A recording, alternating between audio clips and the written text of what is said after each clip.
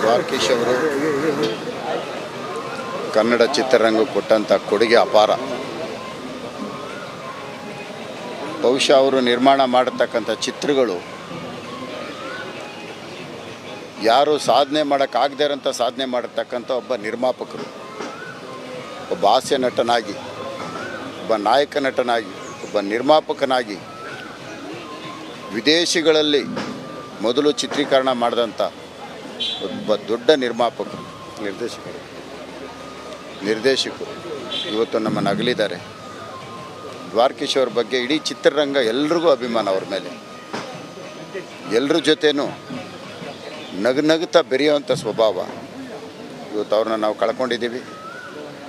ಅವ್ರ ಕುಟುಂಬ ಮತ್ತು ಅವರೆಲ್ರಿಗೂ ಸಹ ಅದು ಭಗವಂತ ಒಂದು ಧೈರ್ಯ ತುಂಬುವಂಥ ಕೆಲಸ ಆಗಲಿ. ಭಾಳ ನೋವಿದೆ, ಹೆಚ್ಚಿಗೆ ಮಾತನಾಡೋಕ್ಕೆ ಆಗ್ತಾಯಿಲ್ಲ. ಆಫ್ರಿಕಾದಲ್ಲಿ ಶೀಲಾ ಇರ್ಬೋದು, ಸಿಂಗಾಪುರ್ನಲ್ಲಿ ರಾಜಾ ಕುಳ್ಳ ಇರ್ಬೋದು, ಕಿಟ್ಟು ಪುಟ್ಟು ಇರ್ಬೋದು. ಆವತ್ತಿನ ದಿನದಲ್ಲಿ ಕಿಟ್ಟು ಪುಟ್ಟು ಭಾಳ ದೊಡ್ಡ ಹೆಸರು ಮಾಡಿದಂಥ ಚಿತ್ರ ವಿಷ್ಣುವರ್ಧನ್ ಅವರು, ದ್ವಾರಕೀಶ್ ಅವರು. ಅವ್ರ ಆತ್ಮಕ್ಕೆ ಶಾಂತಿ ಸಿಗಲಿ, ಅವ್ರ ಕುಟುಂಬದವ್ರಿಗೆಲ್ರಿಗೂ ಒಳ್ಳೆಯದಾಗಲಿ. ಹಾಂ, ಸುಬ್ರಹ್ಮಣ್ಯ ಸರ್ ಹೇಳಿ. ಮನೆ ಮಾರ ಆದಮೇಲೆ ಅವರು ಇಡೀ ಸಿಟಿ ರೌಂಡ್ಸ್ ಬರ್ತಾರೆ. ರೌಂಡ್ಸ್ ಬಂದಾಗ ಅಲ್ಲೊಂದು ಕಾಫಿ ಶಾಪ್ ಹತ್ರ, ಶಿವಾನಂದ ಸರ್ಕಲ್ ಸಿಗ್ನಲ್ ಅದು. ಅವರು ಇಡೀ ಸುತ್ತಿ ನೋಡಿ ಅವ್ರು ಹೇಳಿದ್ದೇನು ಅಂತಂದರೆ, ಇವತ್ತು ಮನೆ ಮಾರಿದೆ ನಾನು ಅಂದರೆ ಸುತ್ತು ಬಂದೆ ಬೆಂಗಳೂರು. ಈ ಪೋಸ್ಟರ್ಗಳು ಪ್ರಚಾರ ಭಿತ್ತಿಪತ್ರಗಳು ಹಾಕ್ತಾರಲ್ಲ, ನಾನು ಪರಿಚಯಿಸಿದ, ನಾನು ಅವಕಾಶ ಕೊಟ್ಟ ಯಾವ್ಯಾವ ತಾರೆಯರ ಸಿನಿಮಾಗಳು ಬಿಡುಗಡೆ ಆಗಿದೆ ಅದನ್ನೆಲ್ಲ ಪೋಸ್ಟರ್ಗಳೆಲ್ಲ ಒಂದು ಸಲ ನೋಡಿ ಬರೋಣ ಅಂತ ಅನ್ನಿಸ್ತು. ಮನೆ ಮಾರೋದೇನು, ಅದು ಲಾಭ ನಷ್ಟ ಎಲ್ಲ ಇರುವಂಥದ್ದೇ. ನಾನು ಸತ್ತಾಗ ಇವರೆಲ್ಲ ಬಂದು ಒಂದು ಸಲ ಇವ್ರು ನನಗೆ ಪರಿಚಯಿಸಿದರು, ಇವ್ರು ನನ್ನನ್ನು ಅವಕಾಶ ಕೊಟ್ಟರು, ಇವ್ರು ನನ್ನನ್ನು ಬೆಳೆಸಿದರು ಅಂತ ಹೇಳಿಕೊಂಡು ಒಂದು 4 ಜನ ಬಂದರೆ ಅದೇ ಸಾಕು ನನಗೆ. ಇದು ದ್ವಾರಕೀಶ್ ಅವರು ಅವರ NR ಕಾಲೋನಿ ಮನೆ ಮಾರಿದ ದಿವಸ ನಮ್ಮ ಜೊತೆ ಹಂಚಿಕೊಂಡ. ಅಂದರೆ ಅವರಿಗೆ ಇಲ್ಲಿನ ಸಿನಿಮಾ, ಕನ್ನಡ ಸಿನಿಮಾ ಮಂದಿ ಸಿನಿಮಾ ಬಿಟ್ಟು ಬೇರೇನೂ ಇರಲಿಲ್ಲ ಅವರಿಗೆ. ಯಾಕಂತಂದರೆ ಅವರ ಮೊದಲ ದೃಶ್ಯ ಹೇಳ್ತಾ ಇದ್ರು, ಇಲ್ಲಿ ಪ್ರಸ್ತಾಪ ಆಯಿತೋ ಗೊತ್ತಿಲ್ಲ, ವೀರಸಂಕಲ್ಪದಲ್ಲಿ ಅವರು ಅಭಿನಯಿಸಿದ ಮೊದಲ ದೃಶ್ಯ, ಫಸ್ಟ್ ಶಾಟ್ ಅಂತ ಹೇಳ್ತಾರಲ್ಲ, ಅವ್ರು ಹೇಳಿದ್ರೋ ಗೊತ್ತಿಲ್ಲ ನನಗೆ. ಅದರಲ್ಲಿ ಏನಿದೆ ಅಂತಂದರೆ, ಅವರು ಹೀಗೆ ಸಿಂಹಾಸನಕ್ಕೆ ಓಡ್ಕೊಂಡೋಗಿ ಹತ್ತಿ ಸಿಂಹಾಸನದಲ್ಲಿ ಕೂತ್ಕೊಳ್ಳೋದು, ಮತ್ತು ಅಲ್ಲಿಂದ ಅವ್ರನ್ನ ತಳ್ಳಿ ಹಾಕುವಂಥದ್ದು, ಬೀಳುವಂಥದ್ದು, ಆ ಥರದ್ದು.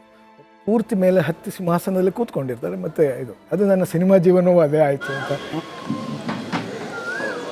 ನೋಡಿ. ಈ ವಾಚು ಸಿಂಗ್ಪಲ್ಲಿ ರಾಜಾ ಕೊಳ್ಳನಲ್ಲಿ ಪ್ರತಿಯೊಬ್ಬ ಯೂನಿಟ್ನವ್ರಿಗೂ ಒಂದೊಂದು ವಾಚ್ ಕೊಟ್ಟಿದ್ದು ದ್ವಾರಕೀಶ್ ಅವರು. 46 ವರ್ಷ ಆಗಿದೆ. ನನಗೆ ಬೈ ಮಿಸ್ ಸಿಕ್ಕಿತ್ತಿದ್ದು. ಅವ್ರ ಯೂನಿಟಲ್ಲಿ ಒಬ್ಬರು ನನಗೆ ಗಿಫ್ಟಾಗಿ ಕೊಟ್ಟಿದ್ರು. 46 ವರ್ಷದಿಂದ ಕಾಪಾಡ್ಕೊಂಬಂದಿದ್ದೀನಿ. ಈ ವಾಚು ಅವರ ಸೆನ್ಸಿಟಿವ್, ನಮ್ಮ ದ್ವಾರಕೀಶ್ ಅವರು ಒಂದು ಟೈಮಿಂಗ್ ಇದೆಲ್ಲ ತೋರಿಸುತ್ತೆ ಇದರಲ್ಲಿ. ಮಹಾನ್ ವ್ಯಕ್ತಿಯವರು. 69ರಲ್ಲಿ ಮೇರ್ ಮುತ್ತಣ್ಣ ಪಿಕ್ಚರ್ ಬಂದಾಗ ಕನ್ನಡ ಕನ್ನಡ ಕನ್ನಡ ಅಂತಾರೆ. ಪಿಕ್ಚರ್ ನೋಡಿರೋರಿಗಷ್ಟೇ ಗೊತ್ತಾಗತ್ತೆ. ಇವ್ರ ಮನೆಗೆ ಬಾಡಿಗೆ ಕೇಳೋಕ್ಕೋಸ್ಕರ ಜೋಕರ್ ಶ್ಯಾಮ್ ಬರ್ತಾರೆ ಸೇಟು ವೇಷದಲ್ಲಿ.